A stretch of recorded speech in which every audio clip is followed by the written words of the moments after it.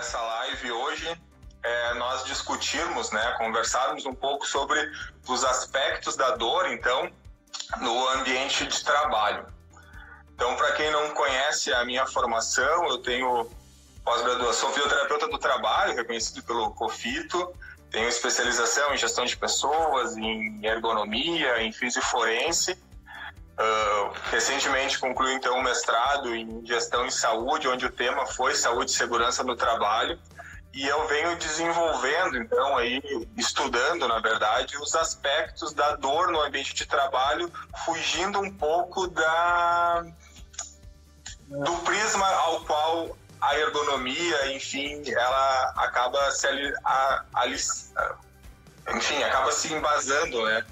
Me fugiu a palavra.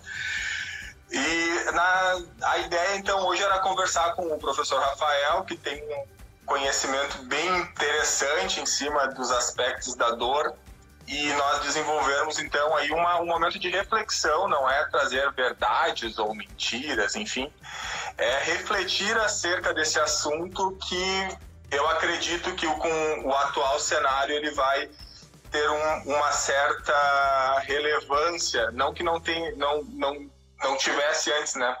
Mas eu acredito que o atual cenário vai expor aí os ambientes de trabalho às queixas de dor de uma forma bem importante e vocês vão entender o porquê. Então eu vou dar a palavra para o professor Rafael para ele fazer a sua apresentação, trazer a sua formação para quem não o conhece, e daí depois nós vamos dar início então à conversa.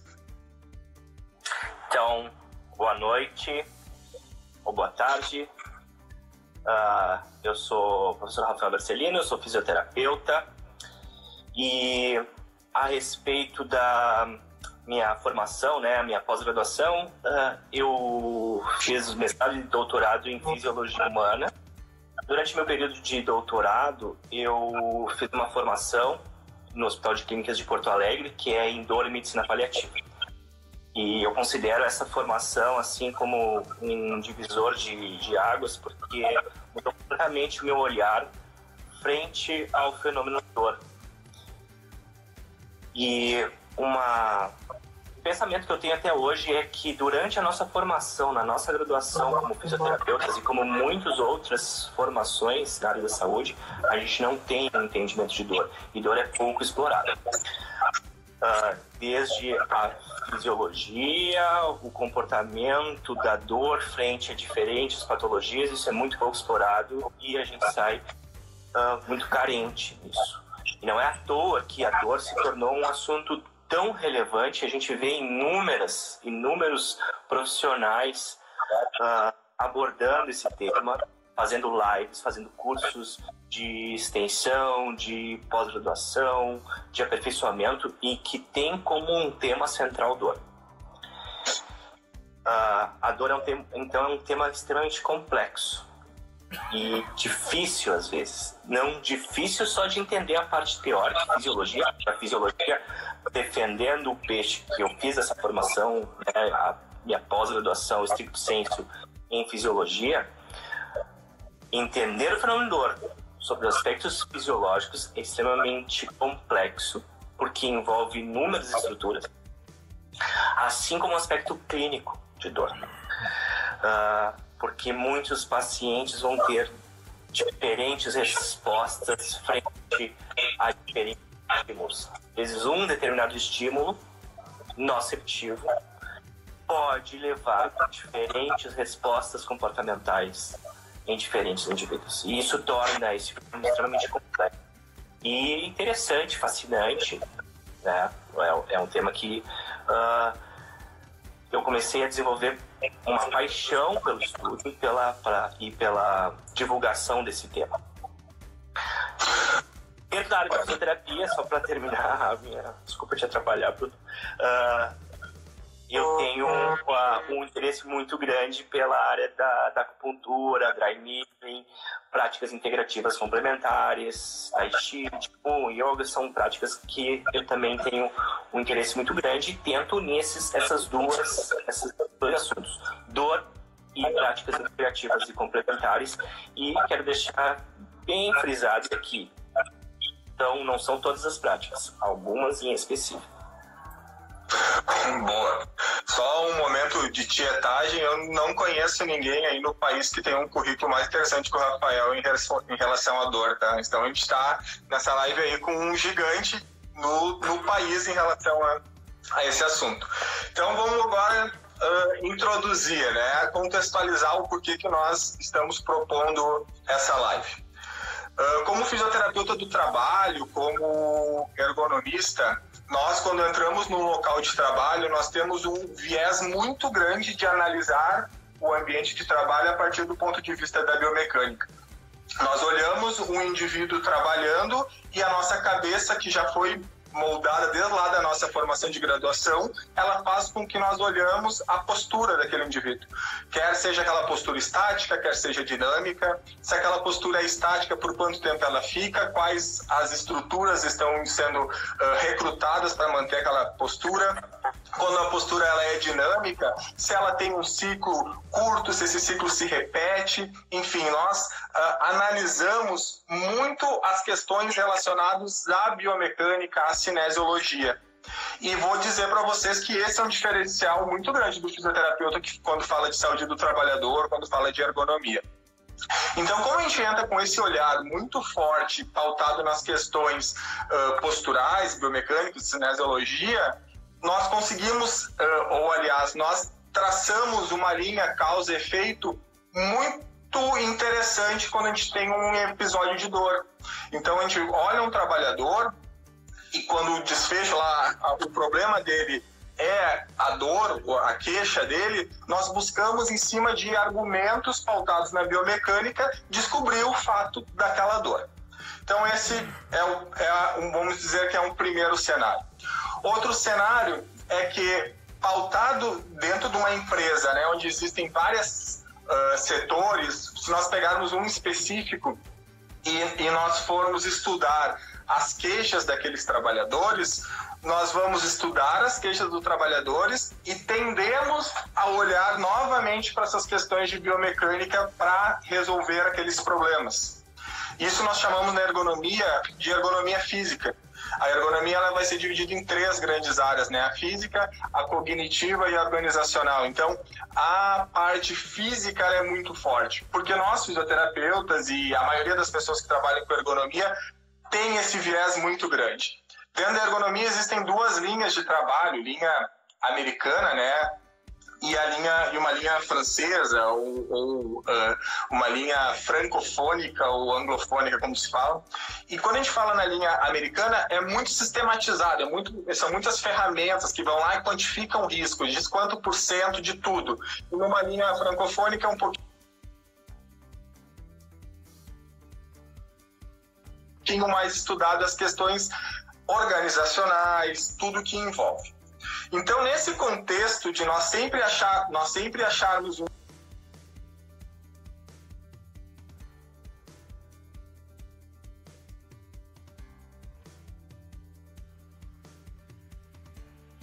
uma resposta refletindo dor, caímos muitas vezes na falácia de dizer que aquela dor ela é psicossomática ou que aquela dor ela é psicológica, minimizando ou menosprezando o que o trabalhador está nos trazendo. E nessa questão, que é o que eu quero trabalhar com o Rafael, é nós conversarmos as questões psico da dor. E quando eu falo psíquico, não é falar das questões mentais ou sentimentais, né? Ou daquela pessoa que somatiza, ou daquela pessoa que quer chamar atenção porque a dor. Não é isso. É tratar em cima da fisiologia, como que as questões psico do mundo biopsicossocial, né? Que é o que a gente tem que ver no ser humano, o que as questões dessa esfera psico influenciam de fato nas questões fisiológicas da dor. E vocês vão entender, eu gostaria que até o final da nossa live vocês conseguissem perceber que uma pessoa que tem os aspectos psico influenciando na dor, ela não está mentindo, ela de fato ela sente dor. Então, Rafael, acho que tu podia começar introduzindo, falando quais são os tipos de dor e depois entrar nesse campo aí psico do aspecto da dor. Dor, de acordo com a Associação Internacional de Estudos da Dor, é uma experiência sensorial e emocional que eu não sei de cor, vou falar de vocês, mas é uma experiência, eu vou falar com as minhas palavras, tá? Melhor. É uma experiência sensorial e emocional que está relacionada ou não a um estímulo nociceptivo. Por que ou não?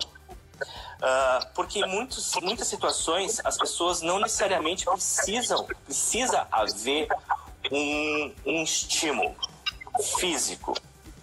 Por muito tempo se acreditou que para sentir dor a pessoa deveria ter um estímulo nocivo na periferia e que isso iria provocar dor. Quando a gente estuda a fisiologia da dor, a gente sempre parte do princípio de que existe um estímulo nociceptivo, térmico, químico, mecânico, lá na periferia. A gente vê as imagens dos livros, uma figurinha lá, o sujeito pisando num prego, ou um processo inflamatório. Porque o estudo da fisiologia da dor partiu desses modelos, havendo um processo inflamatório. E aí se estuda toda a via ascendente, depois toda a via descendente, mas a partir disso. Não faz muito tempo que toda essa ideia da fisiologia em que necessariamente tem que haver um estímulo nociceptivo na periferia mudou. Essa ideia mudou. Por isso se diz que a nova neurociência da dor, a moderna neurociência da dor, em que mostra que não precisa, o paciente, a população, não precisa ter um estímulo nociceptivo para sentir dor. Exemplo, fibromialgia. Onde está o estímulo nociceptivo? Não está vindo nada na periferia. E mesmo assim o paciente sente dor incapacitante. Dor lombar, muitas vezes não tem uma hérnia ou algo do gênero que justifique a intensidade de dor. Um exemplo mais clássico, mais claro para a gente entender isso é dor de membro fantasma. Paciente com trauma raquimedular em nível de C4, C5 e sente dor no pé. Então, como um sujeito em quem tem as vias comprometidas, aquela ideia de que teria que ter um estímulo que vem da periferia, que vá sentir a dor, que vá provocar essa dor, está sentindo dor, se a via está interrompida. Então, essas ideias de dor, elas não são somente um quadro em que envolve a periferia. Envolvem outras situações. E quem é o grande orquestrador, o grande processador da dor? O sistema nervoso central e, no caso, o encéfalo. Ele quem orquestra. E é por isso que se diz, a partir desse entendimento, é que se fala da fisiopatologia de dor de membro fantasma. É a partir disso que se fala de como um paciente com fibromialgia sente dor. Porque quem está orquestrando isso é o cérebro. A gente não pode confundir dor com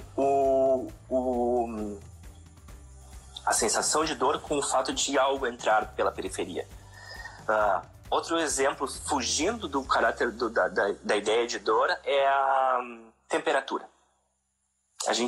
Existem inúmeras pessoas que são mais friorentas do que as outras. Isso o frio vai estar controlado. Porto Alegre, inverno ali está 2 graus. No inverno de Porto Alegre pela manhã. Algumas pessoas não sentem tanto frio como as outras. Por quê? Porque não está tão frio, não. A temperatura é igual para todo mundo. 2 graus. No entanto, lá no sistema nervoso dela, ela vai processar que não parece tão frio. Eu me lembro, no ensino médio, tinha um colega que ia todos os dias, não importa a temperatura que fizesse, ia de bermuda para aula. E isso aí todo mundo questionava, né? A gurizada questionava, ele não sente frio, não sente frio, não sente frio. E eu fui entender essa ideia de por que ele não sente frio agora. Porque quem está orquestrando isso é o sistema nervoso central dele. É o sistema nervoso dele que está dizendo quão frio está. e não a temperatura externa. E para dor é a mesma coisa. O quão intenso é a sensação de dor é quem te diz é o teu sistema nervoso, teu encéfalo. Inúmeras regiões encefálicas que processam tudo isso e que vão dizer o quanto é dolorido. E da mesma forma, é para esses casos, tipo que eu falei anteriormente, fibromialgico, paciente com dor de membro fantasma, quem está dizendo é o sistema nervoso. Outro aspecto bastante importante em relação a isso é o quanto a emoção influencia na dor. Emoção vai influenciar a dor vai influenciar emoção. Acho que agora eu poderia trazer o nosso cenário, né? Vendo a instabilidade e incerteza que nós estamos vivendo no meio da economia, no meio do empreendedorismo, existem aí duas linhas que estão, de certa forma, bem conflitantes. Aquelas pessoas que defendem uma quarentena e aquelas outras pessoas que defendem o retorno de algumas atividades para que a economia não pare e que isso gire, né? Continue girando a economia. Nesse cenário, nós vamos ter pessoas, trabalhadores, totalmente afetados emocionalmente, considerando as incertezas do futuro, porque ninguém sabe como vai se comportar o nosso futuro. Também relacionado a medo, porque essas pessoas têm medo do que vai acontecer, têm medo do seu futuro dentro da empresa, tem medo, quem é empreendedor tem medo do que vai acontecer no cenário aí a curto, médio e longo prazo. Então nós vamos vivenciar agora cenários dentro das empresas onde nós teremos pessoas com as questões emocionais abaladas, quer seja pela incerteza, quer seja pelo medo, quer seja pelas questões relacionadas até à ansiedade, daí já vamos entrar em questões de psicopatologias, mas esse é o nosso cenário. E como que esse cenário vai estar influenciando, então, nas queixas de dor desses trabalhadores? Tirando totalmente aquele pensamento que eu introduzi lá, falando de biomecânica, falando de postura, falando de posto de trabalho, falando de repetitividade, falando de sobrecarga. Não vamos nos abster a esse detalhe. Vamos falar somente das questões emocionais, psicológicas, a questão psico da esfera biopsicossocial. Como então que isso vai afetar a dor do trabalhador? Fisiologicamente falando, né? Para não cairmos naquela da dor da dor psicológica, né? O aspecto, a gente falou sobrecarga, né? A gente é treinado como fisioterapeutas a pensar nisso. A sobrecarga no aspecto ergonômico, no aspecto biomecânico, como tu havia falado anteriormente. Mas um aspecto muito importante é sobrecarga de trabalho também devemos pensar como sobrecarga o aspecto emocional, a cobrança. Existem inúmeros estudos que mostram, né, que enxaqueca, dor lombar, ansiedade, e a ansiedade aí vinculada ao estresse, são as principais queixas entre os trabalhadores. E, eventualmente, não tem nenhum para dar lá. Vamos comparar assim, o grau de enxaqueca e de dor lombar são muito, muito próximos entre a comunidade de trabalhadores.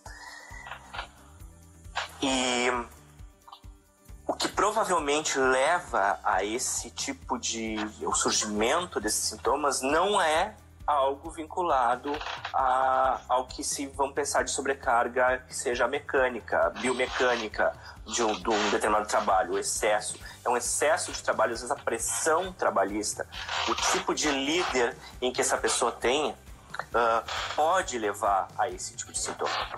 O tipo de líder é um aspecto que pode ser levado em consideração. O tipo de pessoa que o trabalhador é. Porque se ele tiver um perfil perfeccionista, por exemplo, é um cara que vai se exigir bastante, e aí, às vezes, isso vai ter uma repercussão biológica, que pode responder como dor. Esses aspectos Então, de certa forma, eles fogem dessa esfera física e vão para uma outra esfera, que é psíquica, emocional, que segue a mesma ideia do biopsicossocial. Então, tu pode ter uma dor de caráter só psíquico, só físico.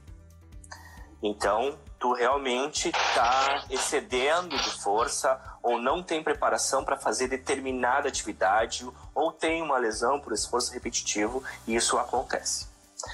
Outro aspecto é o psíquico, em que existe uma sobrecarga emocional, que pode ser interna ou externa.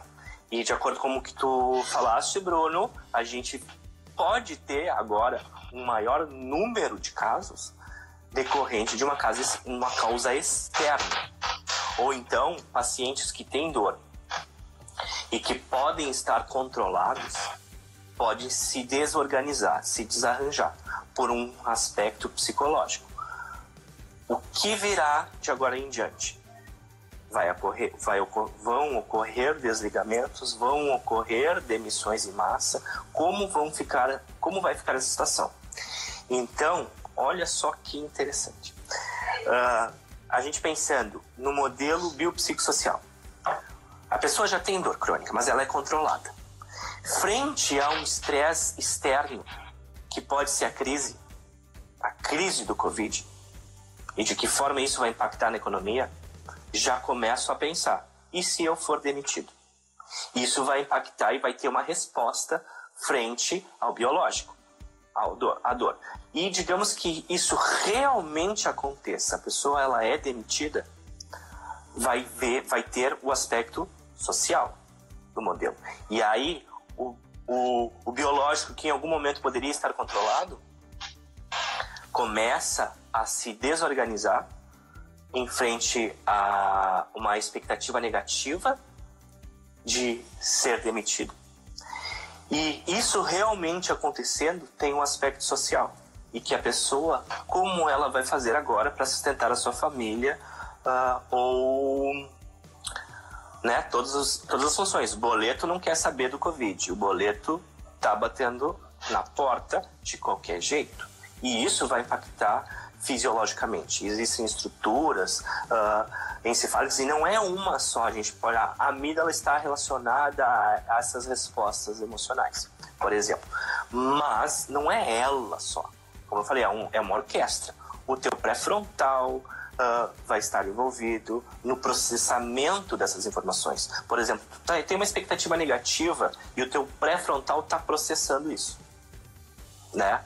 E isso ele vai trocar informações com outras áreas do córtex e aí que vão te gerar mais medo e ansiedade, coisa do gênero. E o medo e a ansiedade vão influenciar o teu biológico, levando à percepção de dor.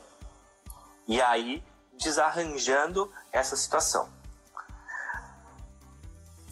A gente fala, né, biopsicossocial, né, o psicológico, mas atualmente em neurociência, todos esses aspectos que se fala de psíquico, isso também é biológico, porque são estruturas cerebrais, estruturas no encéfalo que governam essas emoções.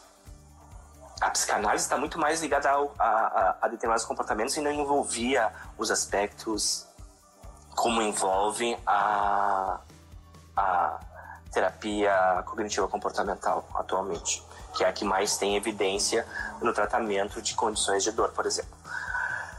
Então, o psíquico também é biológico, mas a gente faz essa divisão em função da emoção.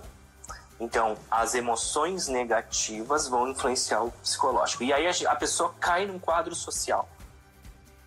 Num quadro social em que a pessoa, o que ela vai fazer para sustentar a família? O que ela vai fazer para cuidar das suas contas? Aí a gente tem essa tríade em que vão se influenciar mutuamente, e aí entra num quadro, qualquer livro de dor a gente vê um ciclo, né, um ciclo vicioso de dor, em que o paciente sente dor,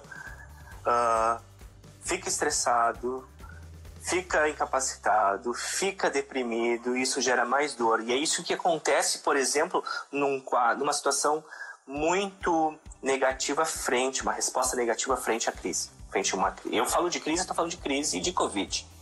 Eu falo da crise econômica. Porque ainda ela está batendo a porta, ela não bateu ainda. Desculpa. Então, frente a uma crise, numa situação como essas, essa pessoa que tem dor crônica, ela tende a se desorganizar e todos esses aspectos vão influenciar um ao outro, agravando ainda mais a dor. Só que essa pessoa ela tem que encontrar forças para dar continuidade, a não cair no desânimo, desesperança, tem que se reorganizar. E aí, eu tenho dor, a pessoa tem dor, sente dor constantemente, diariamente, e aí ela entra numa crise, ela fazia lá a sua atividade física, a sua academia, ou fazia a sua fisioterapia, acupuntura, pilates, qualquer prática. E ele é demitido e já não tem mais o dinheiro para continuar fazendo esse tipo de assistência. E aí, a forma que ele tinha de controlar a sua dor era essa. Recebia o seu dinheiro, conseguia manter o seu manejo da sua dor fazendo esse tipo de assistência. E aí ele não tem mais. E aí ele deixa de fazer. E aí, mais uma vez, o aspecto social vai lá impactar no biológico e no psicológico. Então, é uma coisa que... É por isso que se diz que a dor é tão complexa, porque é muita coisa envolvida. Muita coisa envolvida e que torna um quadro mais grave. E a gente falando só de um aspecto. Pouco se falou. A gente falou algumas coisas de fisiologia, mas a gente falou pouca coisa, mas tentando entender esse aspecto desses componentes do biológico, do psicológico e do social, para entender de que forma... qual é o olhar que a gente tem que ter? Um fisioterapeuta tem que ter frente a um paciente. Como eu falei lá no início, antes de cair a primeira vez.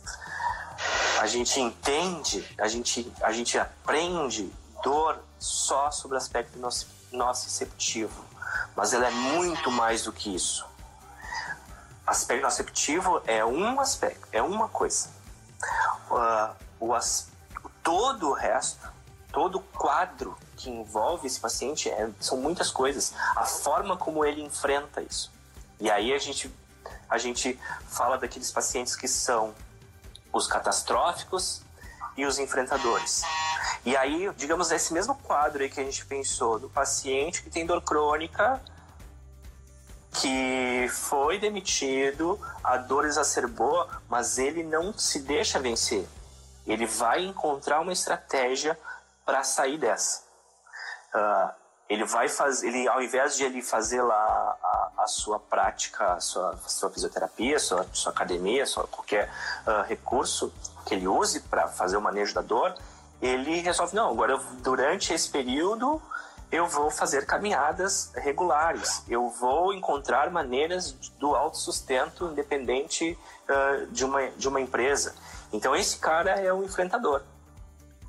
Enfrenta a dor.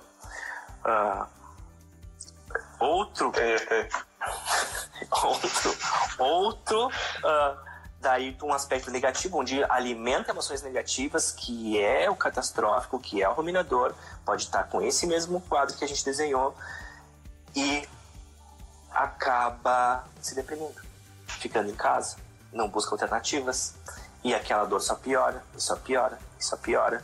E aí começa a desenvolver cinesiofobia, e aí fica com medo, não desenvolve estratégias próprias para sair desse quadro.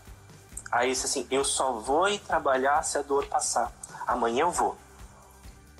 Mas se eu estiver melhor da minha dor. O enfrentador diz assim, eu acordo, vou criar estratégias de autossustento mesmo com dor. Esse é o enfrentador. Então a gente tem, colocando o modelo dentro dessa perspectiva que tu me apresentou, mais ou menos, Bruno. São inúmeras coisas. Tá, mas então, tentando fazer uma questão mais resumida, todas as questões da esfera psicossocial, de certa forma, influenciam numa modificação, numa adaptação do nosso sistema bio. E uma pessoa que tem uma dor exacerbada por conta de uma questão psicológica, ela de fato tem modificação biológica acontecendo, né? É isso. Sim, até porque a percepção da dor vai gerar plasticidade negativa no sistema nervoso. Então, essa plasticidade negativa é tipo uma facilitação que acontece. Está facilitado, facilita ainda mais, digamos, ele não tem nada, mas ele sente. Não tem nada orgânico, mas ele sente dor. E isso vai levando a mudanças plásticas lá no sistema nervoso central, tornando todo o sistema mais facilitado. E no momento que ele desenvolve, digamos, ele vai por ordem lá do acaso, ele desenvolveu uma tendinite. Essa tendinite, ela tende a ter uma dor mais exacerbada do que o normal, porque ele já tem o sistema facilitado. E essa facilitação é o que a moderna neurociência tenta explicar a cronificação de dor.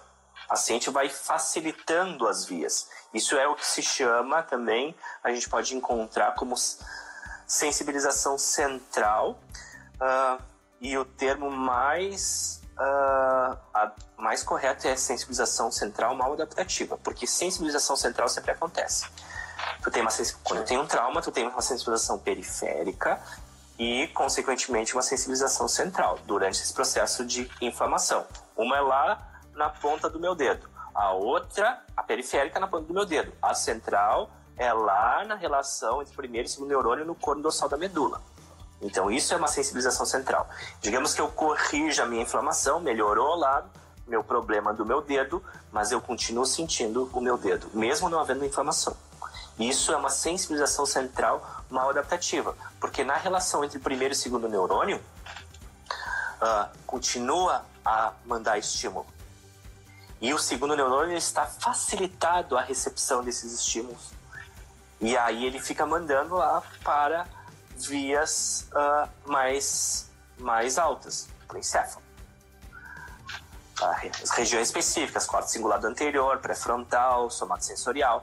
E ali vai processar. Tem algum problema lá no dedo. E aí tu vai lá no médico do trabalho, vai lá fazer perícia. E não tem nada no dedo. A dor, ela é real. Mas o que acontece é que na periferia não tem nada. E muitas vezes a pessoa... Tu tá simulando. É difícil. Isso é a complexidade da dor, porque às vezes ela tá ali. E aí o trabalhador ele é chamado de simulador porque não tem nada na periferia. Mas o central dele está dizendo que tem. Talvez não seja ali, mas aí é em áreas encefálicas, na relação entre o primeiro e o segundo neurônio, que está sensibilizado, que está facilitado e o paciente sente dor. E aí tem que encontrar estratégias para resolver isso. Existe uma série de recursos para isso. E essa facilitação... Desculpa. Pode falar. Essa facilitação que está acontecendo nessa via ascendente, levando uma informação de dor que a priori não era para ser uma informação de dor, essa facilitação, ela tem a influência desses aspectos emocionais que o trabalhador está sofrendo? O trabalhador, vamos botar entre aspas, está mais facilitado pela condição emocional dele? Se ele já tem uma condição crônica de dor? Isso. Sim. Por exemplo, ele tem um diagnóstico de dor crônica,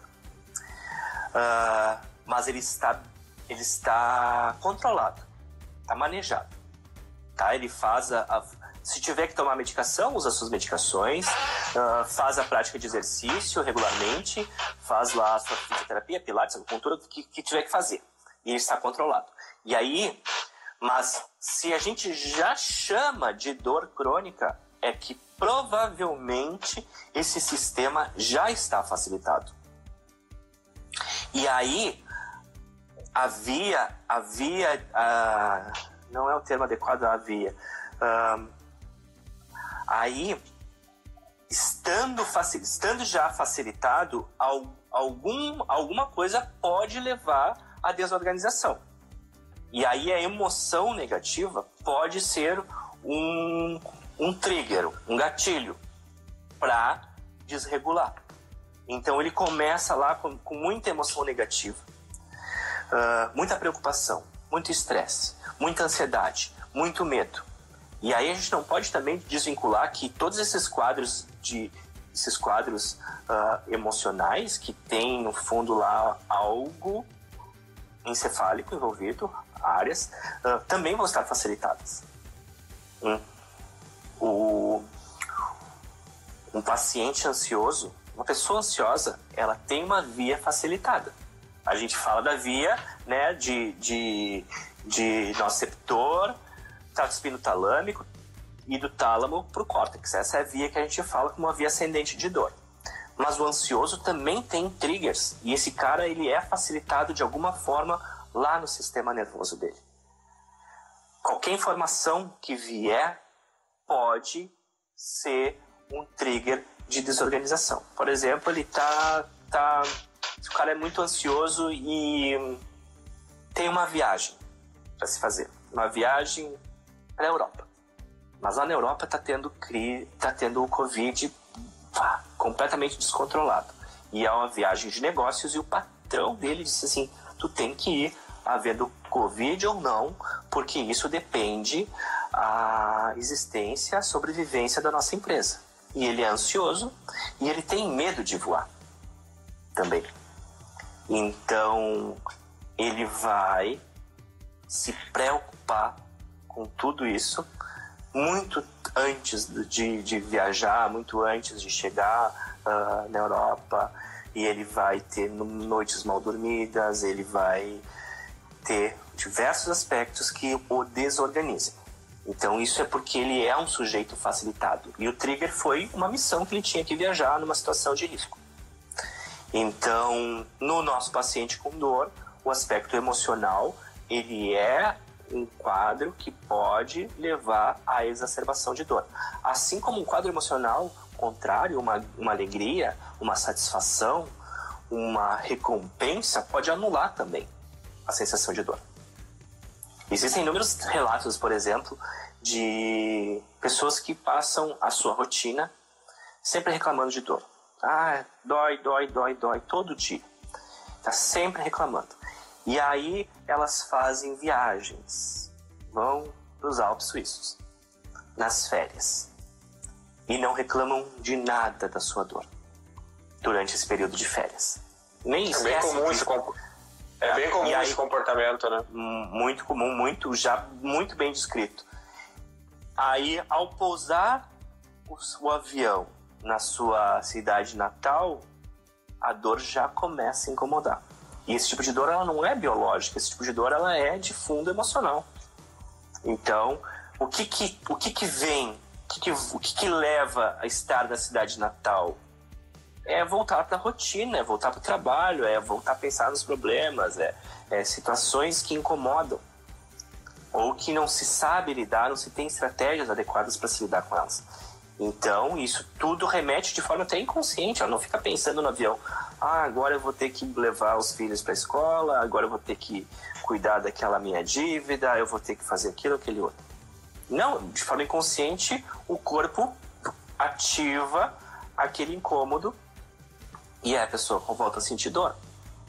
E por isso que sempre, com pacientes com dor crônica, é bastante interessante que ela tenha a avaliação de um psicólogo especialista na área para tentar conduzir. A equipe multiprofissional ela é imprescindível.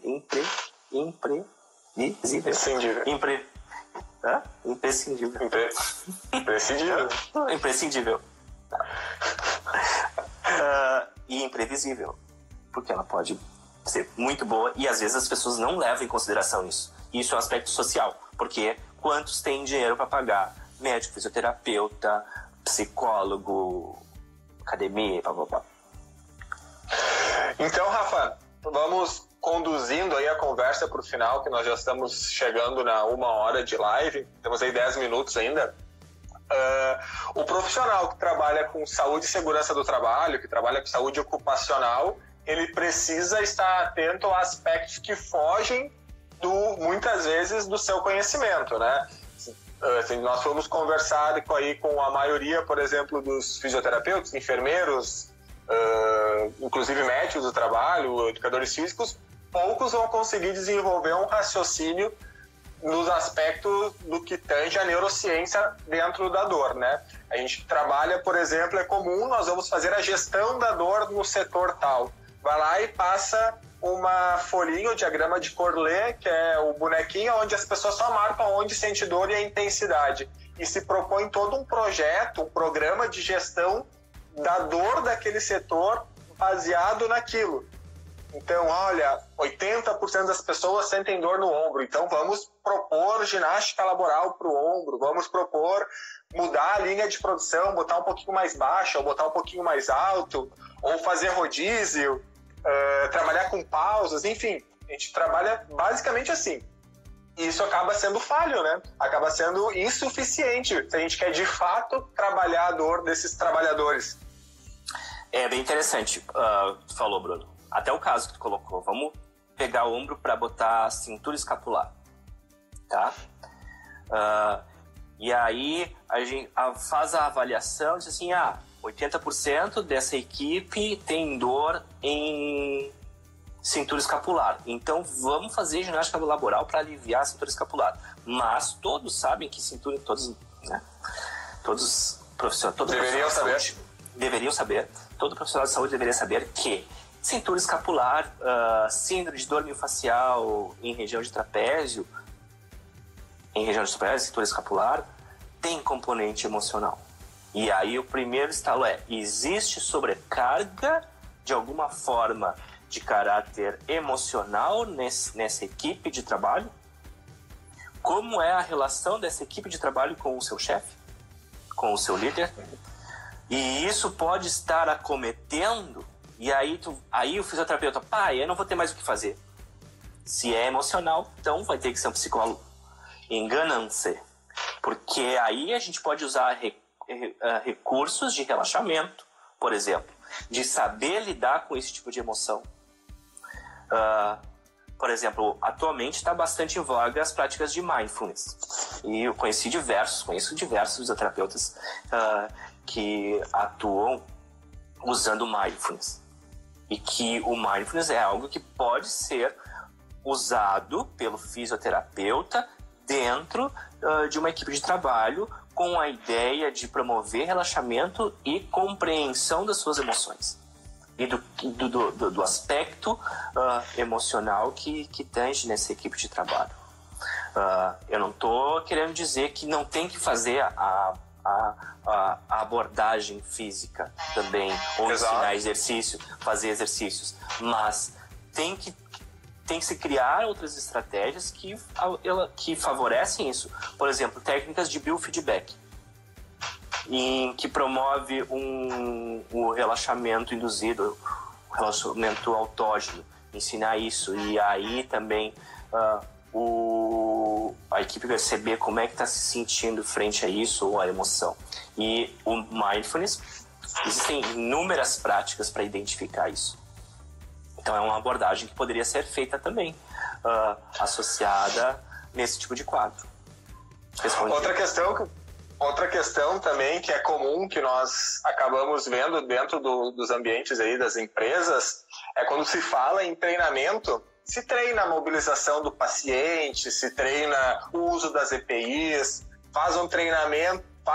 se faz treinamento para muitas coisas dentro do ambiente de trabalho. E eu, particularmente, nunca vi um treinamento sobre educação em dor. Em ensinar, imagina, se nós, profissionais, temos esse déficit, já temos esse gap na compreensão do que é a dor, tu imagina para o trabalhador que não tem esse conhecimento, de fato, e que só sente, né? Só sente a dor no corpo, o quão importante se faz a educação em dor, o treinamento desses trabalhadores nessas questões de dor, né? É bem, bem relevante. Porque estudos mostram que ter esse entendimento, né, ter educação em dor, tende a reduzir a dor, a sensação, tende a inibir a cinesiofobia, a catastrofização e emoções negativas.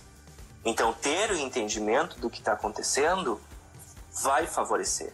E acho que é muito aplicável fazer essa prática. Por exemplo, uma vez eu vi um curso que envolvia as práticas de mindfulness com educação em dor. Porque o mindfulness é uma prática, é um recurso de educação em que a pessoa ela vai se entender, vai se compreender. Por exemplo, se perceber ansioso.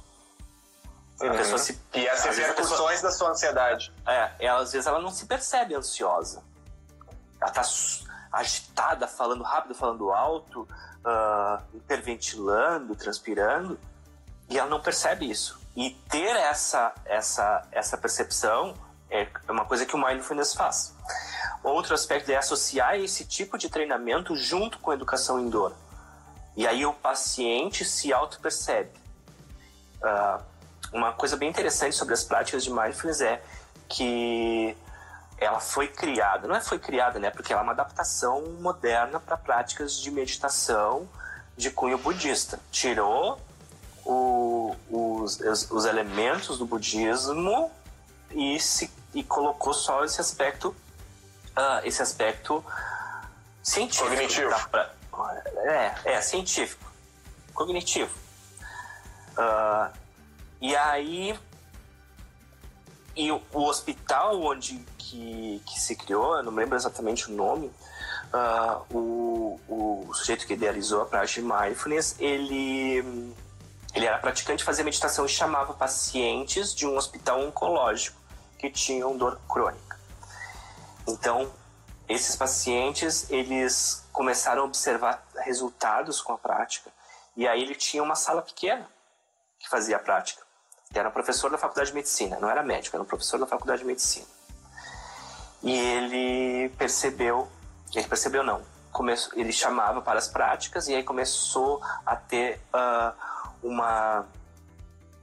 pessoal começou a aderir tanto a essa prática que começaram a fazer nos corredores, porque a sala que ele tinha para fazer já não comportava. Então, interessante, eu quero fazer o vínculo que iniciou com práticas com pacientes que tinham dor. E é super válido a prática para quem tem dor crônica. E outra coisa também só para não, pode continuar. O que é bem interessante, curioso e questionável, porque algumas pessoas questionam, quem não conhece o mindfulness, ele mantém o foco em sensações físicas. Então, se tu tem dor lá na tua lombar, tu tem que manter o foco na dor lombar. É completamente diferente de uma prática de distração. Então tu tem que focar na dor e senti-la. E o interessante é que isso vai levar a mudanças plásticas do teu sistema nervoso central e levar à redução da dor. É bem curioso, assim. É muito interessante, né? E tem aqui, como eu disse lá no início do vídeo, por conta desses contratempos, não teria um espaço para nós fazermos perguntas e respostas, que eu iria abrir no Stories depois um espaço para as pessoas perguntando, e nós, à medida do possível, vamos respondendo essas questões. Mas aqui na última que ficou aqui da professora Nathalie, eu acho que inclusive, isso, da professora Nathalie Artigas, que ela falou assim, como que uma pessoa, né, ou se é possível uma pessoa que tem que ela não é enfrentadora, se tornar enfrentadora por conta do medo de perder o emprego, né? Mas aí, trazendo para essa questão, se tu trabalha uma questão de educação em dor, tu consegue transformar essas pessoas em enfrentadoras, porque elas começam a perceber que dor é um mecanismo fisiológico, que ela é um mecanismo de sinalização de que alguma coisa está ocorrendo no seu organismo e que muitas vezes essa sinalização está com um defeito. Ao invés de ela só acionar quando estiver pegando fogo, a qualquer mudança de temperatura ela já aciona. Então, a educação em dor, ela faz sim tu criar pessoas enfrentadoras, de certa forma, porque tu desmistifica a dor, tu tira toda aquele significado de dor que ela tem por experiências prévias, né? Que é como tu falaste lá no início, que a dor é uma experiência, né? Então, eu acho que essa questão da educação em dor tem muito a evoluir dentro da saúde do trabalhador. E está quase acabando o nosso tempo, então eu gostaria muito de agradecer quem esteve conosco, quem participou, pedir desculpa em antemão por essas questões aí de conexão. É a primeira vez que eu faço uma live, juntamente com o Rafael, que também é a primeira. Então nós estamos desbravando esse campo. Eu acredito que nas próximas serão mais fáceis. O Rafael tem uma outra live. Quando, Rafa? Eu tenho uma live terça-feira, se não me engano, que é sobre acupuntura. Legal, e eu amanhã... Ótimo, e eu amanhã vou fazer uma live junto com a doutora Karine, lá de Caxias, para falar um pouco da relação da ergonomia e gestão de pessoas, que não tem como nós não cairmos nessa discussão que nós estamos tendo hoje. Então, obrigado, Rafael, obrigado a todos. E as dúvidas, por favor, eu vou abrir agora aqui nos stories um espaço e, na medida do possível, nós vamos respondendo para que não fique nenhuma dúvida do que nós fomos discutindo hoje. Muito obrigado, gente. Tenham todos também, aí pessoal, um bom fim de semana.